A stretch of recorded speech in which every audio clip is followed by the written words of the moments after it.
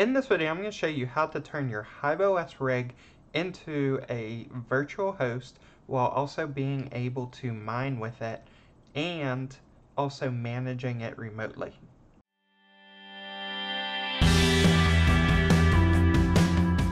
There's two types of hypervisors that are really popular today. You have your type 1 and your type 2. Type 1 are operating system based. Things like Hyper-V that you can install through Windows. And a lot of people don't realize this, but when you install Hyper-V, it actually takes your Windows installation, converts it to a VM, and kind of replaces the OS, boots in the Hyper-V, which then silently boots into your Windows VM image.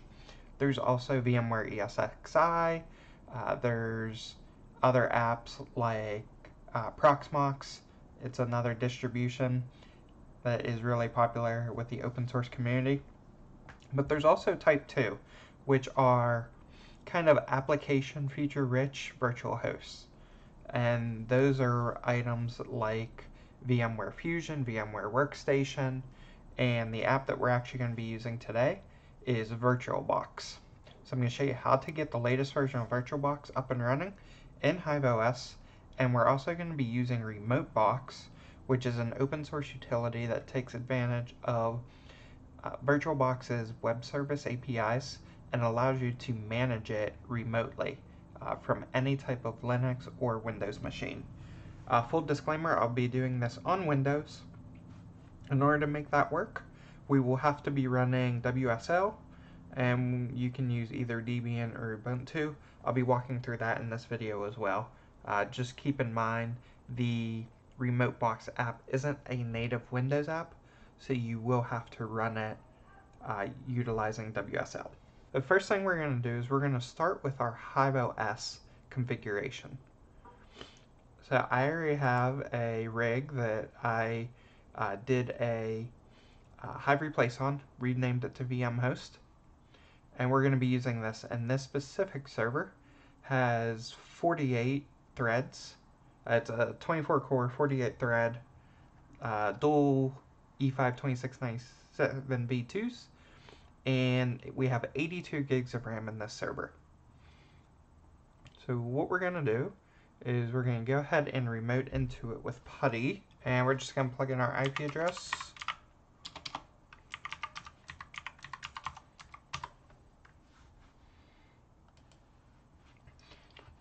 And we're going to log in with our user account using the default username and password. Alright, and the first thing we need to do is we need to run disexpand. We're going to expand that native partition. And then the other thing I'm going to do is we're going to do actually df-h, and we're currently running on the SDB drive.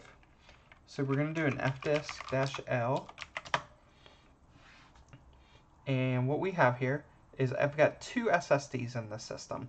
One the system's running on, the other one we're also going to use for data. And we've already got a Linux partition on it, so we just are going to need to mount that. The first thing I'm going to do is I'm going to create two folders. I'm going to create /data, and then I'm also going to create /data2. And then what we're going to do is we're going to mount our hard drive partition to that data2. So let's go ahead and grab the block ID for that drive. So we're looking at SDA. We want this partition ID. We can go ahead and just copy that partition ID. And we're going to do nano etc fstab, and we're going to do uuid equals, paste in that, and we're going to mount that to /data2. It's an ext4 partition, and I like to do defaults, no fail, which means if it fails to mount for any reason, the system will still boot up. And we'll just go ahead and mount that now. We're going to mount dev sda1 to data 2. And we've already got some data on there. I'm going to go ahead and delete those files. So let's go ahead and remove data 2 test, and we can remove the old VirtualBox image we had there. And then we shouldn't have anything in data. Okay. We're not going to set up permissions on those folders yet. We will have to do that after we have VirtualBox installed. So our next step is we want to make sure there's no instances of the VirtualBox libraries installed anywhere on the server. So we'll just do an auto remove of VirtualBox. And then we need to download the source files. So we're going to start with the keys. There's 2 keys that you need. We're going to go ahead and download both of those.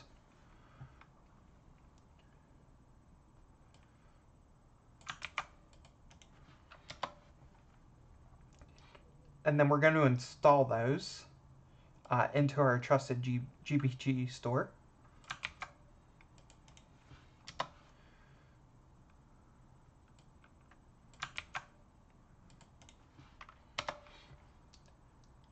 And next up, we need to add the sources list for VirtualBox. So we're going to go ahead and run this command, which will import that into our sources.list folder file. And then once that's done, we can run an apt update. We'll do apt update-y. And next we're going to make sure the Linux headers are already installed, which they are. And now we can install VirtualBox. Now since we're using RemoteBox, we need to use VirtualBox 7. So we're going to do VirtualBox 7.0. And this may take a minute or two to install. Now that that's done installing, we need to run the config script. So that's going to be sbin/vboxconfig. Let's go ahead and run that.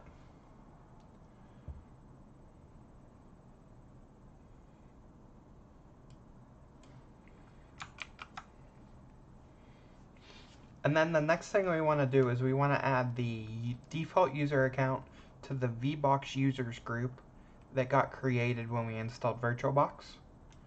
So we're just going to do usermod-ag VBox users space user. That'll add the user to the group. Now we need to download the extension pack for 7.0. So we're going to run this command. This will download that from Oracle. And now we're going to install that using VBox manage. And we have to accept the license. Alright, now VirtualBox is installed and the extension tools are installed. Now what we're going to do is we're going to set up the system to allow the VMs to auto start when Hive OS starts.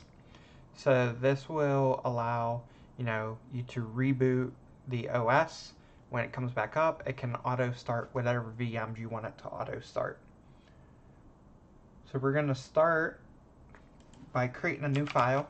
So we're going to do nano/etc/default/vb-autostart-terms.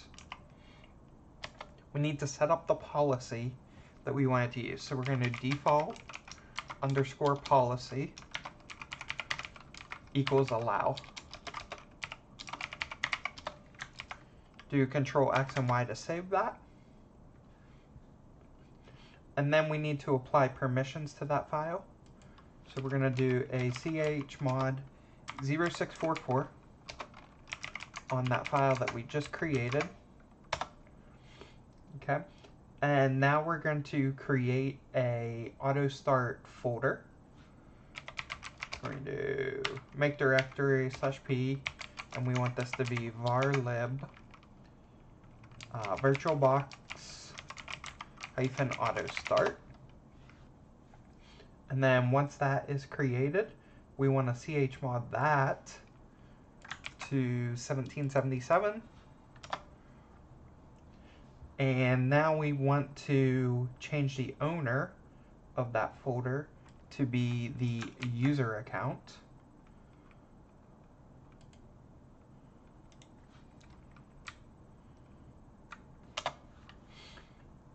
And then next up, we're going to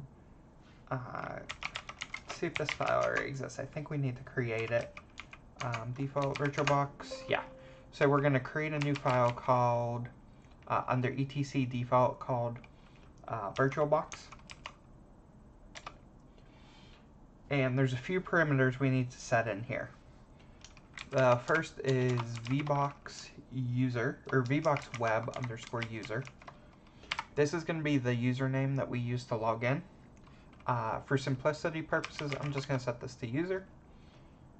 And then we also need to set the password. For the password, it's going to be vboxweb underscore pass wd, and then whatever you want the password to be. And again, this is only going to be when you try to connect to the web services through RemoteBox. Next up, you can do the connection timeout. So that's going to be vboxweb underscore timeout equals 0. And then we have to set the host. You can just set this to be the IP address of the server, which is what we're going to do. We're going to do 192.168.1.209. And then the last two parameters are for the auto start. And we have to point it to the database and to the config file. So we're going to do vbox auto start underscore db. And this needs to be the folder that we created to store that database of everything we want to auto start. So it's just going to be /var/lib/virtualbox -auto start. And then the next line, final config we need here, can be vbox auto start underscore config equals. And this is going to be the path to that config file we created that had the default policy equals allow. So that one's going to be etc default /vb auto start -perms. So once we do that, we can go ahead and do Control XY to create, hit enter to exit. And now we want to restart the web service and also the auto start service. So we're going to do systemctl restart. We're going to do vbox web -service.service. And then we're going to do the same thing for the vbox auto start service. Now that that's done, we can change the ownership on those mount points that we created. So we want to do chown user vbox users /r, and we're going to do /data and do the same thing on data2. And now what we're going to do is we're going to make sure that these services are running. So let's check the auto start one. The auto start one is running. And so that one is good. And then the other one is VBox Web. And that one is running. So one thing you'll notice is the auto start one says active exited. That's because this only kicks off once the boot up happens. And then it'll start up the VMs and then it'll kind of stop the service because it only needs to run once. This one will always be running. So you're looking for, when you run status, you're looking for active on both. The auto start should be exited. And then the web service one should be running. Alright, so now what we need to do is we go to /data. Let's change to data. Alright, we don't have any files in here. We're going to need an image to load. So what I'm going to do is I'm actually just going to download Ubuntu 20.04. We're going to let that download using a wget command. This will download the ISO into that folder, which we'll then be able to use in VirtualBox. So while that's downloading, we need to head over to our Windows PC that we're going to be using RemoteBox from. And the first thing we need to do is we need to make sure WSL is activated. So the way I like to do this is I just right click on Windows icon, do run, and then you're going to get a little run pop-up here and type appwiz.cpl, hit enter. You'll get this pop-up, click turn Windows features on and off. You'll get another pop-up, and we're going to turn on Windows subsystem for Linux. So we're going to check that. You're going to hit OK. It's going to go out, it's going to install, and it's going to tell you it needs to reboot. So at this point, I'm just going to wait for that ISO to finish downloading in the background. Once that's done, we're going to go ahead and restart our system, and I'll see you back when it's restarted. Now that the system's rebooted, we're going to double check and make sure both of the apps got installed. So just right click to run appwiz.cpl again, do turn Windows features on and off. And just make sure that both the virtual machine platform and also the Windows subsystem for Linux are selected. And if so, we're good. So just go ahead and hit OK, close that. Open the Microsoft Store, and you're going to search for either Debian or Ubuntu, whichever you want to install. If you just search for Ubuntu, it'll come up and it'll say that it's for WSL, and you can just hit get and install it. I'm going to do Debian.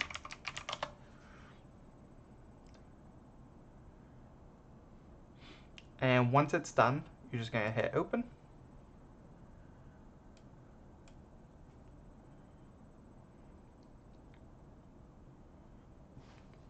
And you may get a message here saying you need that there's an update.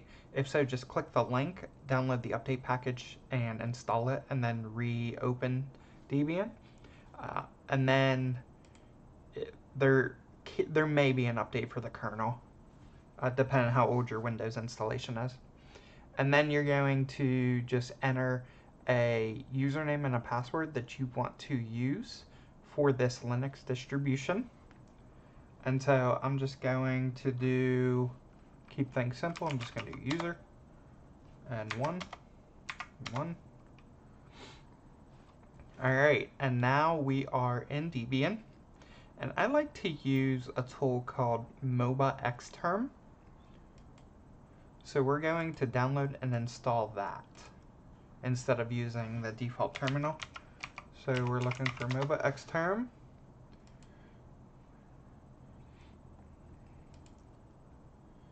The home edition is perfectly fine for our purpose. So we're going to go ahead and download it. They do have a portable version that doesn't require an install. However, I'm going to run the installer.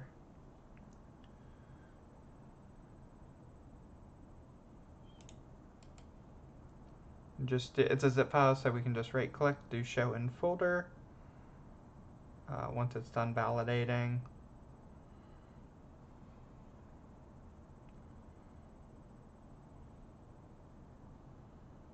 there it goes, show in folder, and we can just go ahead and extract this.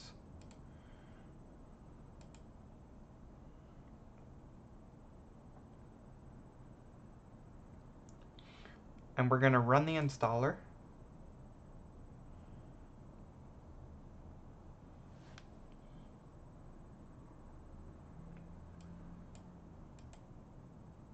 accept the terms, hit next, run the install, hit finish.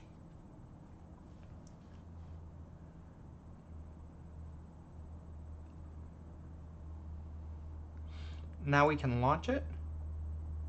So it's going to be MOBA Xterm.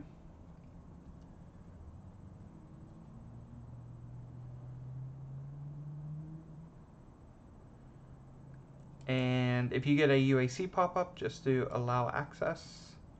Once we're in MOBA Xterm, we want to just double check the settings, go to configuration, go to the X11 tab, make sure automatically start X server at startup is checked.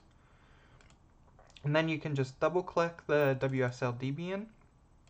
And then within here, there's a few things we need to do. So let's go ahead and run. We're going to run a sudo apt update and also sudo apt upgrade.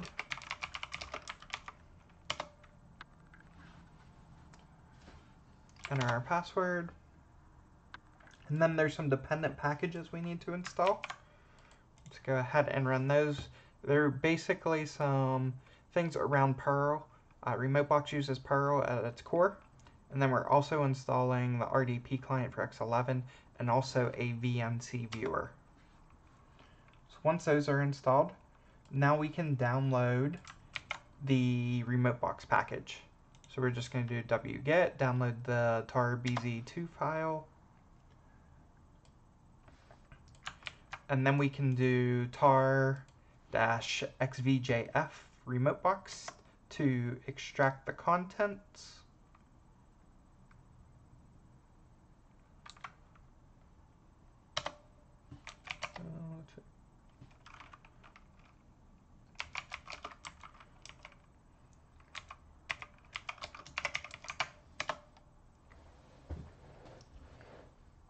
And then once that's done, then we can, we have to set up the display device. So let's go ahead and change to the RemoteBox folder. And what will happen is if you try to do /RemoteBox, you'll see you'll get this message saying cannot open display. And the reason for that is in the latest version of WSL, we have to specify the IP address of the host device. WSL now assigns its client OSs their own IP address. So what we need to do is we just need to run command prompt here, and we're going to run ipconfig and grab our IP address of our host system, which in my case is 192.168.1.8, and we're going to do export display equals, we're going to plug in the IP address 192.168.1.8 :0. Go ahead and hit enter, and now we can run the RemoteBox command, and it's going to give you this pop-up saying do you want to allow it. Just say yes. May happen twice, and then RemoteBox will pop up. Alright, so now we've got RemoteBox popped up. Now we can actually connect to our Hive OS instance that's running VirtualBox. So for the URL, you can just plug in the IP address. And then on the username, this is going to be the username and password that you specified in that config file. And we're going to say connect. And it's going to connect it. You're not going to see anything yet. What we need to do, there's a couple things we need to set up here. We want to go to, the first thing we want to do is our Virtual Media Manager. So go File, Virtual Media Manager, go to Optical Disks, and you're going to see VBox Guest Editions. But if you remember, we had downloaded that Ubuntu ISO. So we're going to hit Add. You may get this pop-up.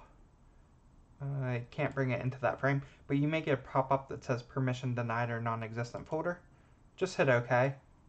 It's perfectly fine. You can just navigate up away from that. And we're going to go to /data. And we're going to double click our ISO. Go ahead and hit OK. And here you can see it brought it in. So perfect. Next thing we want to do, we can go ahead and close out of that now. And you can click Show Extended Info if you want here. Once we have some guest systems, you'll be able to see that. And we can go File. We want to go to RemoteBox Preferences. Sorry, not RemoteBox Preferences. We want VirtualBox Preferences. And in here, we need to specify the Auto Start Database folder. So this is that directory that we had created.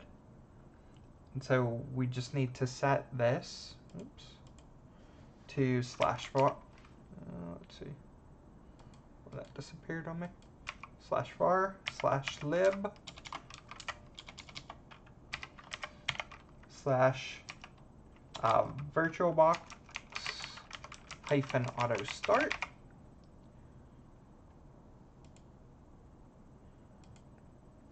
And then if you want to change the default machine folder, you can do that. I am actually going to do that. I'm going to change that to /data. And then on that auto start, just make sure that's our valid folder, which it is. So we're good there. And we can go ahead and hit save. And now what we can do is we can create a VM. What I like to do is I like to create my hard disk images from the Virtual Media Manager. You don't have to do this, but I like to do it because this allows me greater control over where I'm storing those hard drive images. I like to balance them across my SSDs. So all we're going to do is we're going to say create. It's going to give us a pop-up, which is actually on another screen, and it won't let me bring it over. So that pop-up, let me see if I can do this a different way. There we go. So with this, once you hit create, you're going to get this pop-up, and it's going you can see it's going to default to that data folder. For this specific VM, that's fine. So we're going to create one. I'm just going to call this test server 1. And actually, we will just name this thing flux node 1. And we're going to give it a hard drive size of 250 gigabytes. I like to do dynamically allocated. That way it's only using up what it needs to. Hit create. And now you're going to see it created that. Now if we wanted to create another one, we can hit create again. And then under this one, I could actually move it into data 2. And I can name that flux node 2 as an example. 250 gigabytes, dynamically allocated, create. So now you see we have 2 images and we have 1 on each drive. So now we're going to actually create our operating system guest. And do this. I'm just going to say new. And because we selected that ISO image in the Virtual Media Manager, we have it in our drop down here. So we can do Ubuntu. And I'm just going to name this flux node 1. And our OS family is going to be Linux. And we are looking for Ubuntu. So I'm just going to scroll down here and go to 20.04. Our memory, I like to put a little bit of a buffer in here. So I'm going to do 8.25. And our disk, we don't want to create a new one. We already have one. So we're going to do this. Oops.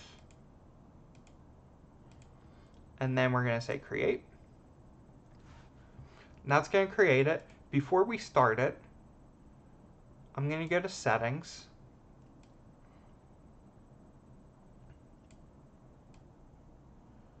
which it will not let me bring it over. Let's see if I do it this way.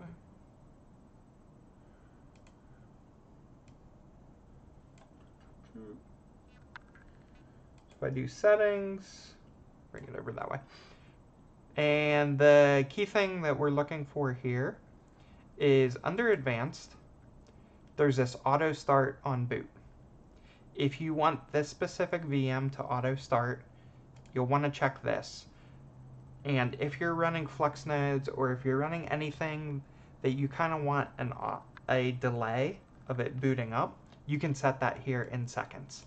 So as an example, if I wanted the host to wait 2 minutes before starting up this specific VM, I could do 120 here, and it would boot up the OS, do everything it needs to do, and then 2 minutes later it would start up this VM.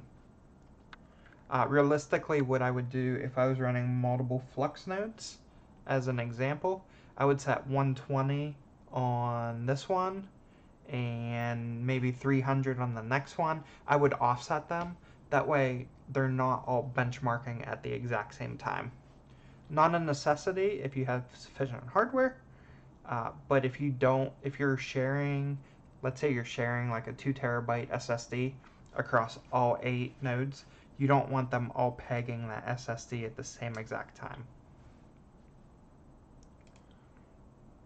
Just going to go ahead and hit cancel here. The other thing that you do want to do as well is make sure under network you switch this to a bridged network. And I like to go to advanced, and I like to switch this to Intel server. If you're running AMD hardware, you can choose an AMD Ethernet adapter. It doesn't really matter. You can always run Intel. I prefer the Intel ones actually on this, so I prefer the Pro 1000T server. So that's what I'm gonna go with. And if you want to randomize the MAC address, you can type in your MAC address here, or you can just hit refresh. It'll randomly generate you a MAC address that you can use in your router to set a static IP if you need to. And then once we have all that configuration set up, all we need to do is just start it. We can either double click on it, or we can say start.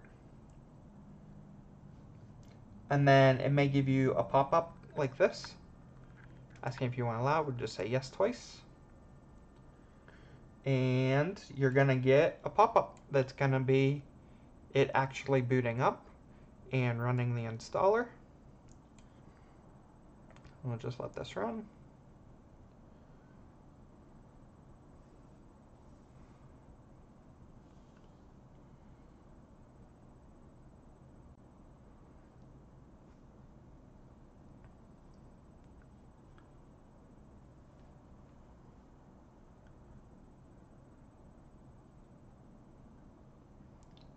And while that's booting up, if I wanted to come over here and create another VM, I could do that. You just come in, say new, say Flux Node 2 as an example. Select that, select Linux, go down to Ubuntu.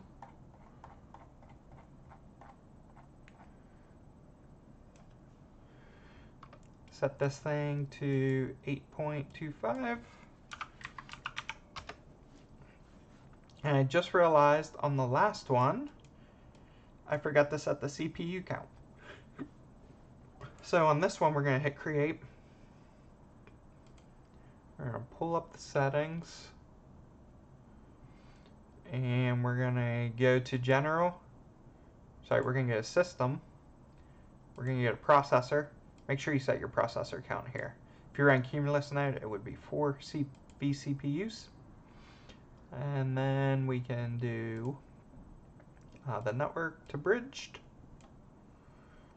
Set this thing from desktop to server. Hit save.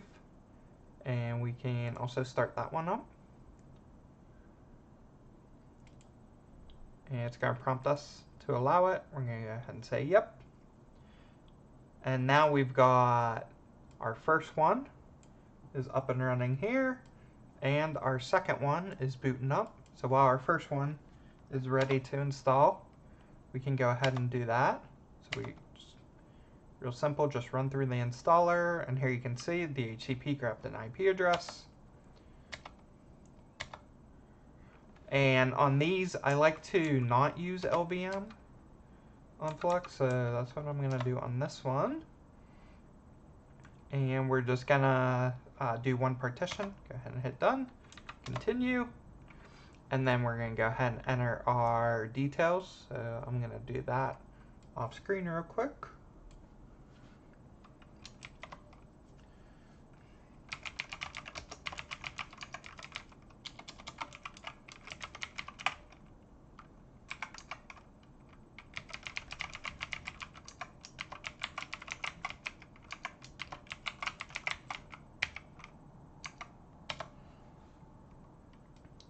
Alright, so we did that. Now we're going to tell it to install OpenSSH. Hit done. Let that install, and then we could do the same thing over here. We could do continue without updating, done. Let it pull the dynamic IP. Okay. We're going to turn off LVM. Hit done, hit continue, and then we're going to go ahead and enter our details on this side as well.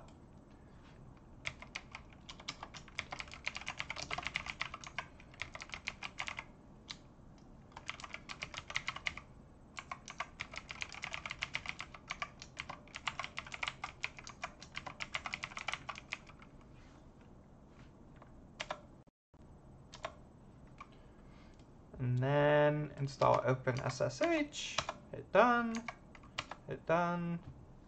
and we can let those run. And then if we hop back over to Hive OS while both of those are running, let's go ahead and check the load average.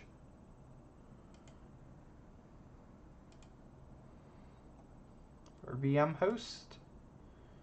And we can see our load average is only 2.5. And I expect that that second one will probably install faster than the first one, just because we gave it 4 CPUs versus 1 on that first one. So we're just going to let these finish installing real quick. And then once they're installed, I will meet you back. We'll reboot the server and we'll make sure they're auto starting on boot up. Both systems' OSs are completely installed now. So what we're going to do is we're going to hop back over to Hive OS, and I'm going to restart Hive, restart the OS, and we're going to make sure after this comes up, what we'll notice here in a second is we'll be getting disconnected, and then we'll be able to reconnect once it's rebooted. But once it's rebooted, after approximately 2 minutes, both of these VMs should be fully booted up without us having to touch anything.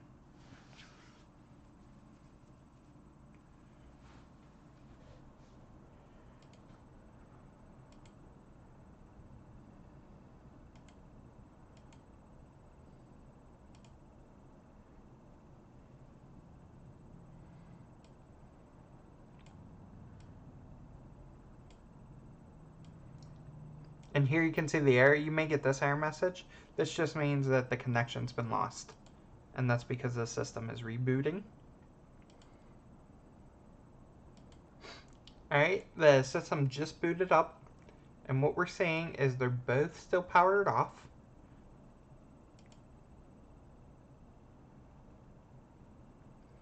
And what we should see is in approximately 60 seconds, the first one should power on.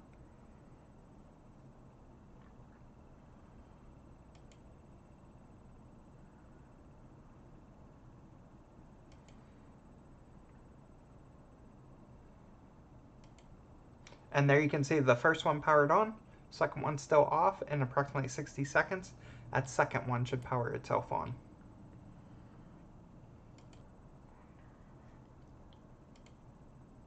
And there we can see the second one powered on as well. So perfect. I'm going to let that finish booting up. And we're going to, the next step is I'm going to remote into all three. I'm going to remote into the Hive OS system and then both guest OSs. And we're going to run a sysbench and we're going to compare and see what the performance degradation is.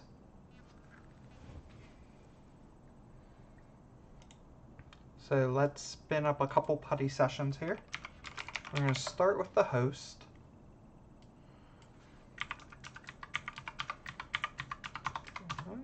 Oops.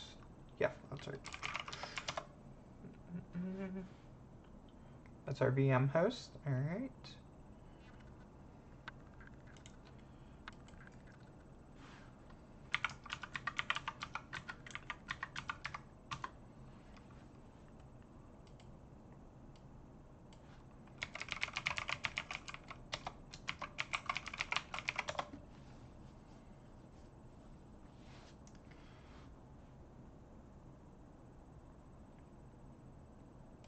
Alright, and then we're in flux node 1. And let me spin up one more. That should put us in flux node 2.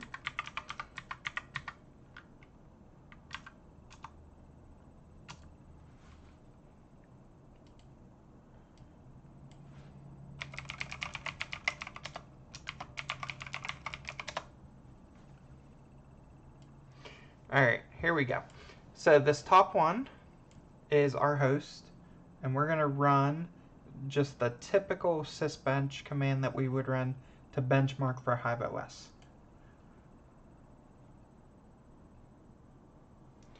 Let's make sure sysbench is installed on all of these. I think it needs to be installed. Okay, it's installed now on all three, so let's go ahead and run it on the host first. Again, this will be a 20-second test on a single thread.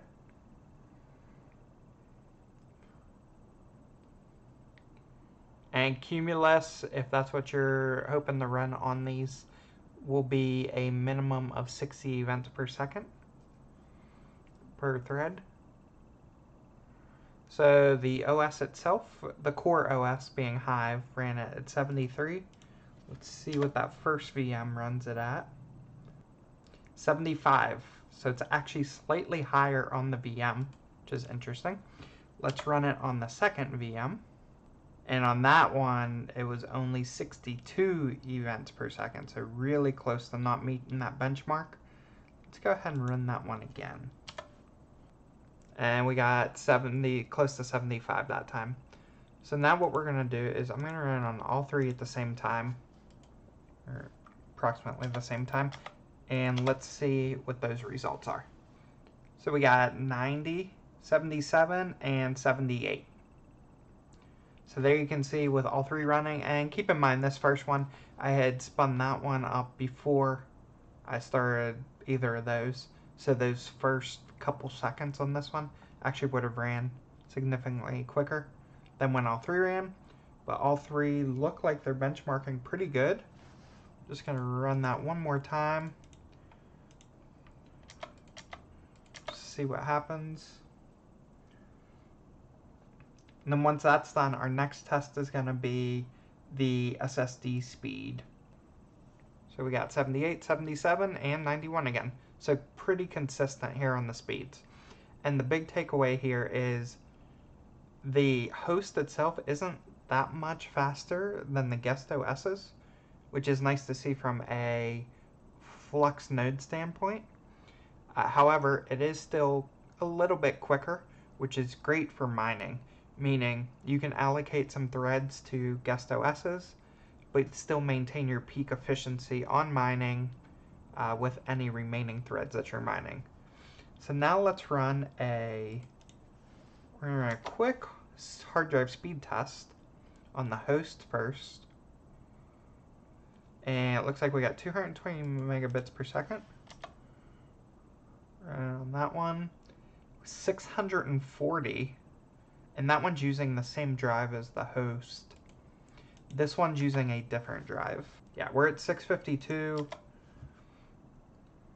We're at 753. I mean, the virtualization speeds are just through the roof. Especially compared, right, to what the root OS is doing. They're just, the guests actually don't have the overhead that Hive has, which is crazy. If we run all three real quick at the same time, we can see both of those virtual machines are through the roof, right? We got 522 megabytes per second on that one, 759 megabytes per second on that one, and then 200 on the OS, which kind of is a high bottleneck, but that's fine. From a hardware perspective, we are looking really good. The last test that we're going to run is a speed test. So let's go ahead and run our script on Hive OS, and then we can run it, actually just run it on all three. So on the Hive OS system, we got 87 down, 93 up. And there we can see they're both uploading at the same time right now, which really probably won't happen during a benchmark, but you can see we still got around 60 up on both of those. This specific down was a little bit odd. It ran quite a series of download tests that were all still in like the 35 to 40 range. I'm gonna rerun that one, that was weird.